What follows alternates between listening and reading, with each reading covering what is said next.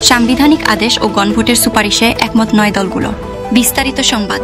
জুলাই জাতীয় সন্ধ্যের সংবিধান সম্পর্কিত প্রস্তাবগুলো বাস্তবায়ন প্রশ্নে রাজনৈতিক দলগুলোর মতভিন্নতার মধ্যে বিশেষজ্ঞদের নতুন পরামর্শ প্রস্তাব সামনে এনেছে জাতীয় ঐকমত্য কমিশন। তাতে বলা হয়েছে, মৌলিক সংস্কার প্রস্তাবগুলো নিয়ে অন্তর্বর্তী সরকার একটি সংবিধান আদেশ জারি করতে পারে। এই আদেশ অবিলম্বে কার্যকর হবে। এরপর আদেশটি নিয়ে জাতীয় সংসদ নির্বাচনের দিন একই সঙ্গে গণভোট করা যেতে পারে।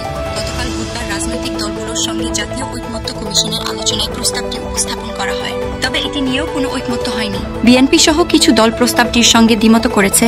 প্রস্তাবটি জামায়াতে ইসলামী প্রস্তাবের কাছাকাছি, তারা এটি সমর্থন করেছে।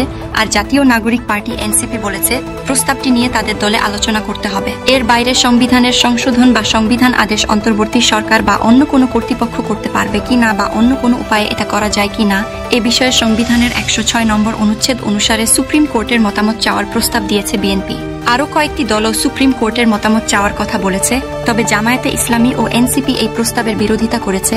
রাজধানীর ফরেন সার্ভিস একাডেমিতে গতকাল সকাল থেকে শুরু হওয়া আলোচনা বিকেল 5টায় মুলতবি করা হয়। এ বিষয়ে আগামী অক্টোবর মাসের শুরুর দিকে আবার আনুষ্ঠানিক আলোচনা হতে পারে। আলোচনার তারিখ পরে জানাবে ঐকমত্য কমিশন।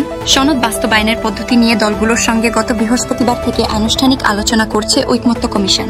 এর আগে গত ফেব্রুয়ারি থেকে জুলাই পর্যন্ত সময়ে 2 পর্বে দলগুলোর সঙ্গে সংস্কার প্রস্তাব নিয়ে আলোচনা হয়। এতে 84টি প্রস্তাবে ঐকমত্য ও সিদ্ধান্ত হয়।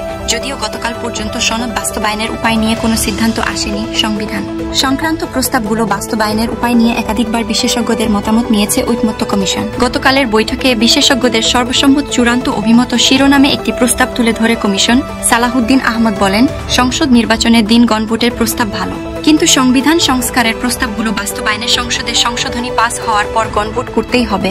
এখন আগে একবার এবং পরে একবার কয়বার গণভোট করা হবে তা নিয়ে ভাবতে হবে।